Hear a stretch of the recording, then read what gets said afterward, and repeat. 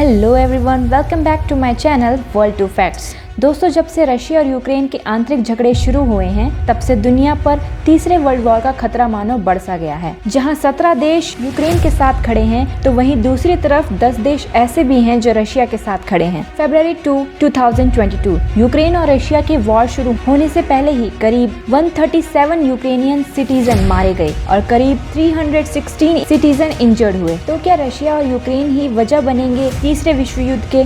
जैसा कि आप सब जानते हैं कि रशिया और यूएस की लड़ाई बहुत सालों से चली आ रही है, तो ऐसे में क्या इसीलिए अमेरिका रशिया और यूक्रेन में आपसी झगड़ों में दिलचस्पी दिखा रहा है? बीते कुछ सालों में यूएस बैकी नेटो फोर्सेस ने रशिया के वेस्टर्न बॉर्डर पर सभी एक्स सोवियत कंट्रीज को हेवीली मिलिटराइज कर रखा है, जिसके खिलाफ रशिया ने 17 दिसंबर 2021 में आवाज भी उठाई थी। तो क्या वेस्टर्न कंट्रीज और स्पेसिफिकली द यूएस यूक्रेन जैसे एक्स सोवियत नेशन को पपेट की तरह इस्तेमाल कर रहा है ताकि रशिया को पूरी तरह से टुकड़ों में तोड़ डाले, या फिर यूएस का मकसद रशिया को पूरी तरह से खत्म करना है?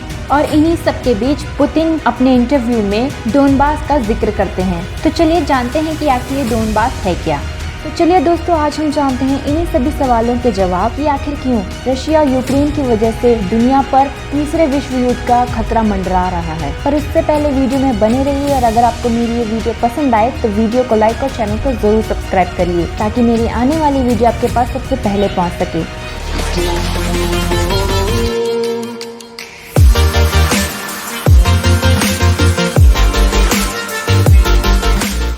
18वीं सदी ये वो समय था जब सबसे बड़े देश इंडस्ट्रियल रेवोल्यूशन के चलते अपनी इन्हीं इंडस्ट्रीज को पावर देने के लिए कोल और अन्य रिसोर्सेज से बढ़ते हुए रीजन्स को अपने कब्जे में ले रहे थे। तब इसी बीच सोवियत एम्पायर ने भी कोल डिपॉजिट से भरे 2 रीजन्स हथियाने की कोशिश करने लगे, और इन्हीं 2 रीजन्स का नाम था डोनेट्स्क और लुहांस्क। वैसे तो ये रीजन्स यूक्रेन और रशिया के बॉर्डर पर मौजूद 2 अलग अलग प्लेसेस हैं, लेकिन रशिया इसे कलेक्टिवली डोनबास के नाम से बुलाता है। और इसीलिए यूक्रेन में जो क्राइसिस चल रहे हैं उसमें रशिया मेजरली कुछ बातों पे अड़ा हुआ है, जैसे कि डोनबास में रशिया बोलने वाले लोगों की तादाद ज्यादा है और वो रशिया में फिर से आना चाहते हैं, और वहीं यूक्रेन और नेटो ये सब होने से रोक रहा है।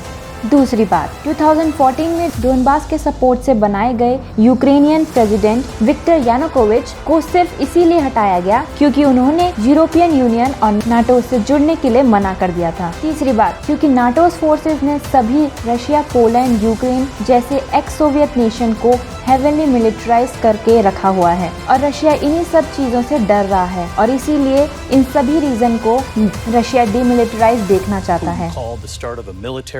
Special operation, in his words, to demilitarize Ukraine. इस कहानी की शुरुआत 21 नवंबर 2021 को हुई, जब यूएस इंटेल के अनुसार भारी मात्रा में रशिया ट्रूप्स और वेपन सिस्टम यूक्रेनियन बॉर्डर के पास दिखाई दिए। 28 नवंबर 2021 यूक्रेन ने यूएस की रिपोर्ट से यह दावा किया कि बॉर्डर पर करीब 42,000 ट्रूप्स, जिसे रशिया ने तो पहले ठुकराया था और फिर बाद में कहा कि हम अपने ट्रूप्स तभी हटाएंगे जब यूक्रेन हमें नेटो ना ज्वाइन करने की लीगल गारंटी दे। 7 दिसंबर 2021 यूएस रशिया को अपनी ऑफिशियल धमकी देता है कि अगर उसने यूक्रेन पर आक्रमण करने की कोशिश की तो उसे उसकी भारी कीमत चुकानी पड़ेगी। 17 दिसंबर 2021 रशिया ने नेटो और यूएस को एक्स सोवियत से दूर रहने का ऑफिशियल प्रपोजल दिया, लेकिन वेस्ट नहीं माना। 17 जनवरी 2022 रशिया ने यूक्रेन के बगल वाले देश बेलारूस के साथ सैन्य अभ्यास भी किया ताकि यूक्रेन डर जाए। पर इसके बाद 19 जनवरी 2022 को यूएस ने यूक्रेन के लिए $200 मिलियन की सिक्योरिटी अनाउंस की। 24 जनवरी 2022 नेटोज अपने फोर्सेस यूरोपियन के ईस्टर्न डिफेंस या यूं कहूं कि रशिया के वेस्टर्न बॉर्डर्स वाले एरियाज पर बढ़ा देता है। इन सभी चीजों को देख के 25 जनवरी 2022 को रशिया ने फिर अपने भी ट्रूप्स और डिफेंस सिस्टम बढ़ाए। इसके बाद 26 जनवरी 2022 में यूएस ने नेटो ट्रूप्स को हटाने से मना कर दिया और कहा कि रशिया की डिमांड्स इलॉजिकल है।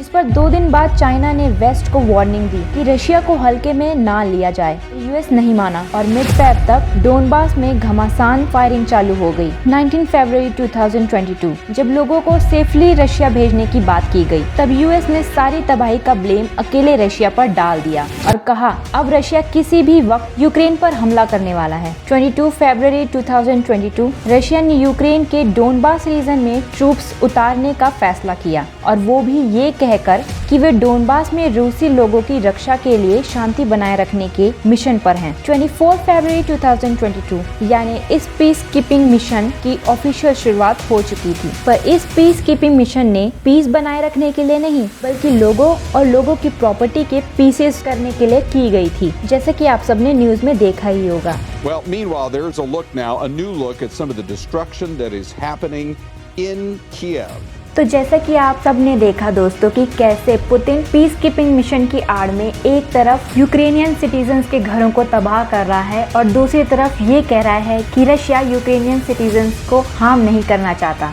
और इसी के साथ ये देखना होगा कि आखिर कौन सा देश किसकी तरफ है।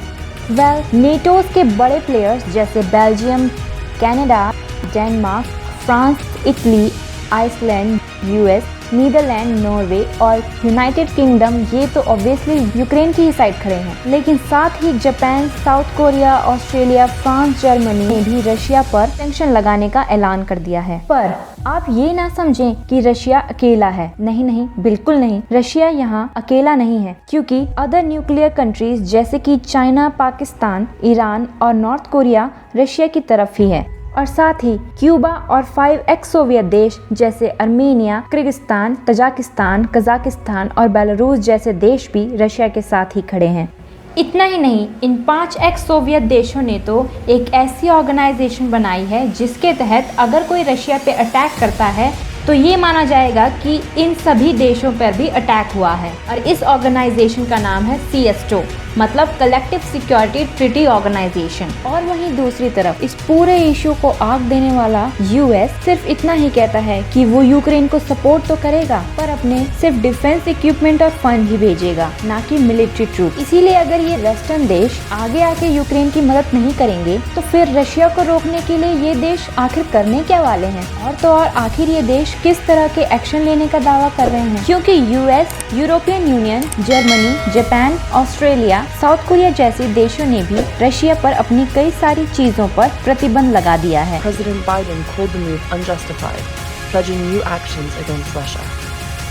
The EU said it would hit Moscow's financial sector, freezing assets and banning the export of technology to the... मगर इतने सारे प्रतिबंधों के बावजूद भी रशिया यूक्रेन में जी भर के तबाही मचा रहा है। तो रशिया साफ साफ ये दिखाना चाहता है कि इन सभी प्रतिबंधों का असर रशिया पर बिल्कुल भी नहीं पड़ रहा। और इस पर सवाल ये उठता है कि क्या रशिया को रोकने के लिए यूएस और यूक्रेन के पास कोई हथियार नहीं है?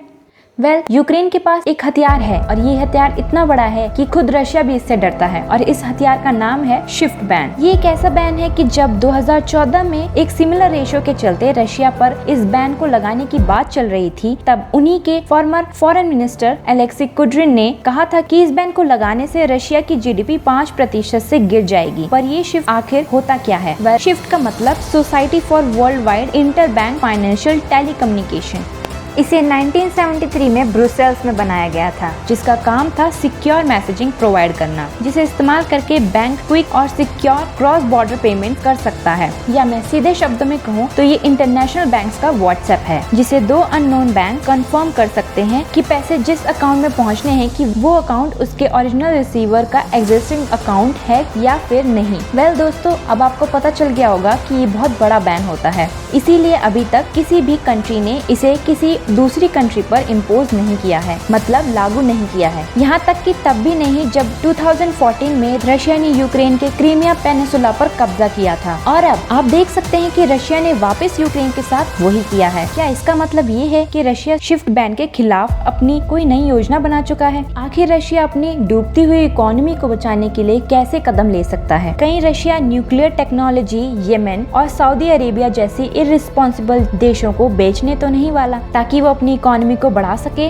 यानी ये बिल्कुल वैसे ही हो जाएगा जैसे पाकिस्तान पर प्रतिबंध लगाने के बाद हुआ था। जी हाँ दोस्तों, मैं आपको बता दूं कि जब पाकिस्तान पे प्रतिबंध लगा था तो उसने अपनी इकोनॉमी को बढ़ाने के लिए ईरान, लीबिया और नॉर्थ कोरिया जैसे देशों को अपनी न्यूक्लियर टेक्नोलॉजी बेची थी, और वो भी यूएस के नाक के नीचे से। तो क्या रशिया पे बैन लगाना ही इकलौता सॉल्यूशन होगा? वेल दोस्तों, अगर आप सोच रहे हैं कि बैन लगाना इकलौता सॉल्यूशन है तो ऐसा बिल्कुल भी नहीं है। रशिया पे बैन लगाने का मतलब वेस्ट के लिए खुद के पैरों पे कुल्हाड़ी मारना होगा। पर ऐसा क्यों? वेल दोस्तों, रशिया वर्ल्ड के 12% ऑयल डिमांड को पूरा करता है, जिससे रशिया के ऑयल ट्रेड पर बैन लगना मतलब सब कंट्रीज के लिए प्रॉब्लम होना, क्योंकि यूरोपियन यूनियन को अपने 40% नेचुरल गैस सप्लाई रशिया से ही मिलते हैं और यूके को अबाउट 3%। और ऊपर से ऐसे बैन से जर्मनी के north stream 2 oil pipeline project पर भी भारी परिणाम पड़ सकते हैं, जिससे वेस्टर्न कंट्रीज में ऑयल प्राइस आसमान छूने लगेंगे। और रही बात डॉलर्स पे लगाए गए प्रतिबंधों की, तो बीबीसी न्यूज से पता चला है कि रशिया के पास 630 बिलियन वर्थ का सोना भरा हुआ है।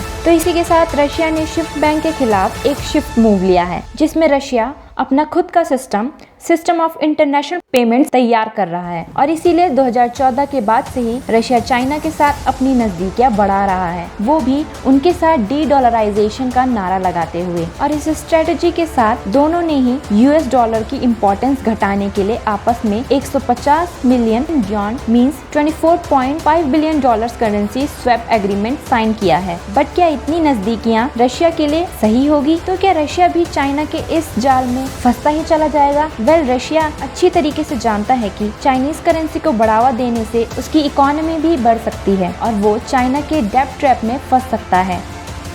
आई होप गाइज आपको मेरी ये वीडियो पसंद आई होगी। ऐसी और वीडियोस पाने के लिए सब्सक्राइब करिए हमारा channel world tour facts. Thank you.